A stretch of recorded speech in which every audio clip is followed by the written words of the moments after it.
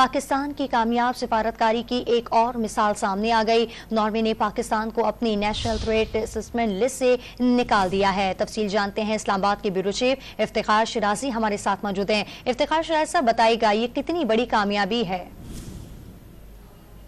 पाकिस्तान के लिए ये बहुत बड़ी कामयाबी है और आपको मालूम है कि जो यूरोपियन कंट्रीज हैं वो ह्यूमन राइट्स के हवाले से और बाकी इंडिकेटर्स को लेकर बड़े सेंसिटिव हैं, लिहाजा पाकिस्तान को इस लिस्ट से पहले निकाल दिया गया था, लेकिन अब दोबारा पाकिस्तान में जो इंडिकेटर्स हैं वो ह्यूमन राइट्स के हों या फिर इकोनॉमी के, उनको पॉजिटिव देखते हुए दोबारा पाकिस्तान को इस लिस्ट में शामिल कर लिया गया है।